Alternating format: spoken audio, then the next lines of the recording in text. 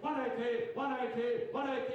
Beat up. 190, I thank you. 190, surely they must go too. 190, 190. You're going to go 190 now. You're put this vessel there. 190, 190, 190, 195. This may look like a regular auction, but it's an auction African style.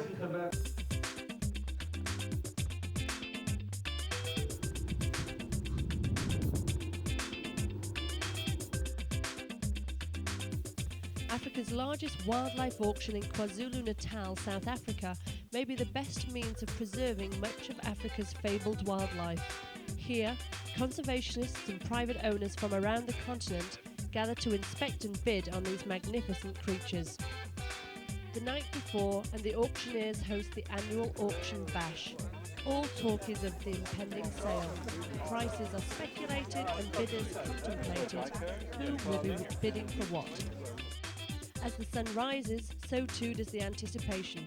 Today is one of the biggest days on the wildlife calendar.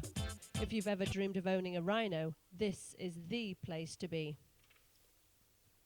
For the highly endangered species like the black rhino, potential bidders must be carefully screened in advance. Prior to any sale of black rhino on the auction, potential buyers have to register a number of months before the auction. Their property is assessed, and if we believe that all the elements are in place, such as good habitat, enough food resources, as well as security, only then will we allocate a buying card to those black rhino buyers. People come to the auction with the wildest shopping lists. I'm looking at a nyala. We're looking to buy a rhino cow to bring into our game reserve. Nyala and maybe a bit of impala and blue wildebeest. Some of the rhino interest me. Nyala and possibly eland and impala. KwaZulu Natal Wildlife manages over 100 areas of protected land. Each year, conservationists and managers determine the number of excess animals. The annual game auction provides a much-needed outlet for this precious stock. In the days before the auction, the only answer was to cull the surplus animals. Well, all these animals that are on auction today are surplus animals. For ecological reasons, we've got to remove animals from time to time. They're not taken off for economic reasons, merely conservation and 96, a beautiful animal, 250,000 cash off.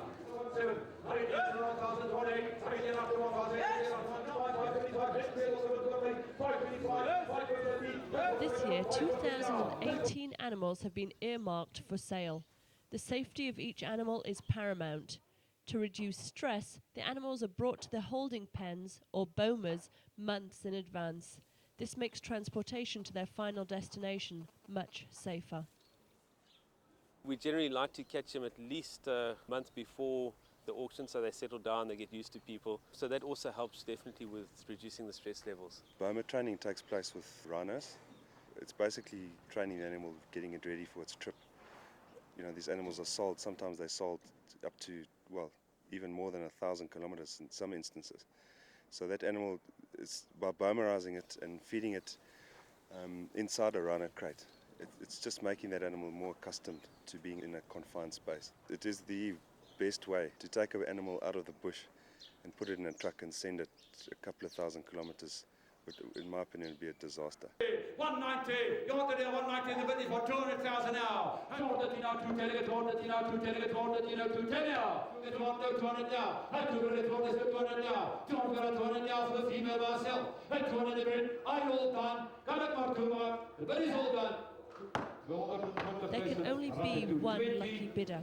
The top price paid for a rhino at the auction was the unprecedented $32,000. Well, we're happy. We got the rhino cow that we had our eye on, got it for roughly the right sort of price.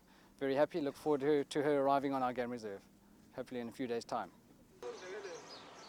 Once sold, the animals embark on the final leg of the journey to their new home. Transportation has evolved into a highly specialised operation. These trucks can accommodate the tallest giraffe or the widest rhino. The vehicles are a very important part of the whole procedure. The crates and the linings of the crates on the inside, the rubber mats on the floor, the whole ventilation system and insulation system of some of our crates, all those things are a culmination of years and years and years of development and initiative. Getting the rhinos on board is a mixture of science, luck, and mysterious, inexplicable flag waving. Once the boxes are in position, then I will come and dart the animal with a very, very small dose of M99. This anesthetizes the animal slightly, and that in conjunction with a white flag, it seems to mesmerize the animal. Nobody can say exactly why they walk towards the white flag, but they do, and it works like a charm.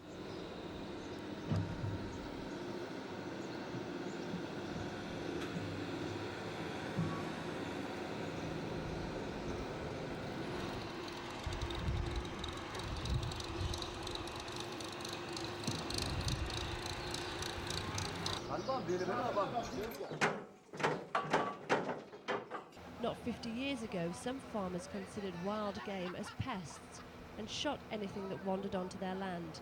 Now they are paying incredible prices to bring them back. Over the last couple of years, people have now shifted from domestic stocks such as cattle and sheep, etc., to game. And wildlife now have a real economic value. And a live rhino now is actually worth more than a dead rhino, be it hunted or poached for its horns. One extraordinary advantage from the auction is the spreading of wildlife over larger areas of Africa. Traditionally we had wildlife on protected areas, now we've got wildlife on private land. So we're not keeping all our eggs in one basket. I think it's great for the wildlife. Rated as the top game auction in the world, all the funds are ploughed straight back into animal conservation. This year's auction was a huge success, raising $1.4 million to preserve Africa's magnificent wildlife for posterity.